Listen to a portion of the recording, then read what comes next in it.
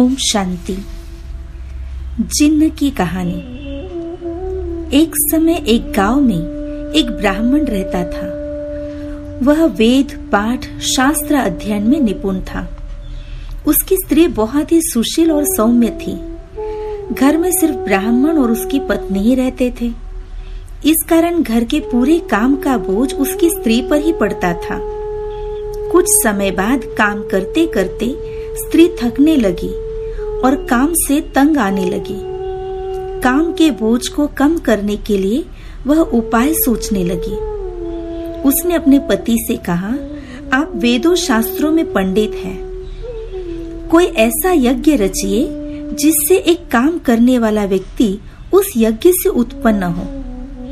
यदि कोई नौकर रखेंगे तो पूरा समय उसके पीछे रहकर काम कराना पड़ेगा, परंतु यदि अपनी ही रचना का कोई ऐसा व्यक्ति मिले जो सारा दिन हमारे साथ रहे, सब काम करे और आज्ञाकारी भी हो तो अच्छा होगा। ब्राह्मण को अपने पत्नी की बात पसंद आई और उसने इस बारे में सोचना शुरू किया। ब्राह्मण ने अपने घर में पड़े हुए पुराने तालपत्रों का अध्ययन करना शुरू किया।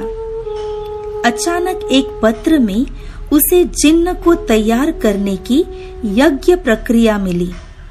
ब्राह्मण ने खुश होकर यज्ञ आरंभ किया। कुछ समय बाद यज्ञ की अग्नि से एक जिन्न प्रकट हुआ। काम करने के लिए जिन्न को पैदा किया था, इसीलिए उसका नाम काम का जिन्न पड़ा।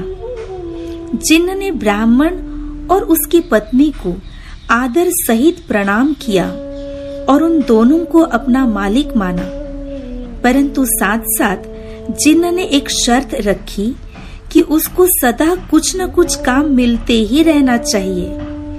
यदि एक क्षण के लिए भी काम नहीं मिला तो जिन्न ब्राह्मण को खा जाएगा।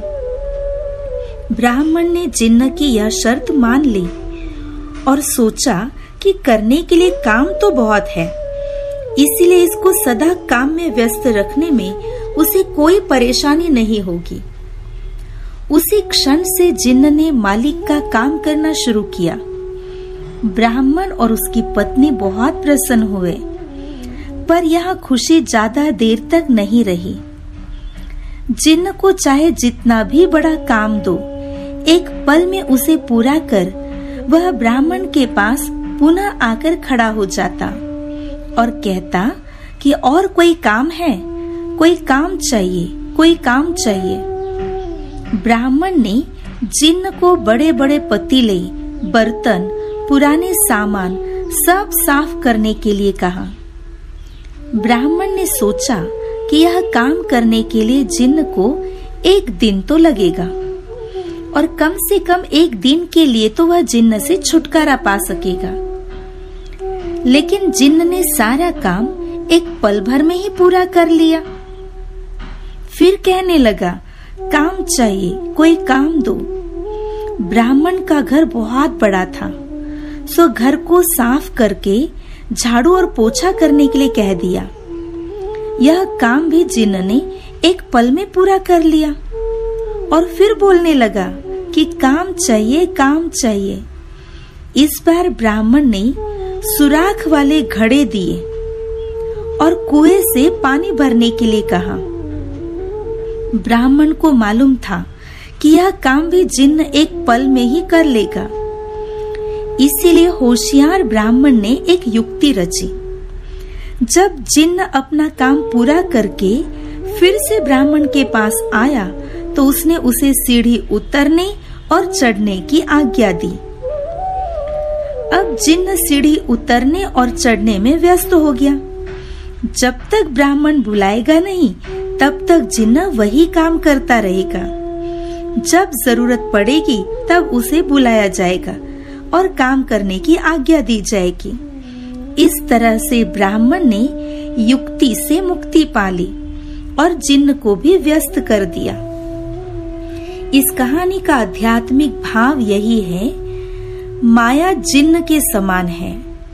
एक राजयोगी को निरंतर ज्ञान योग की कमाई में मगन रहना चाहिए, नहीं तो माया जिन्न राजयोगी को खा जाएगी।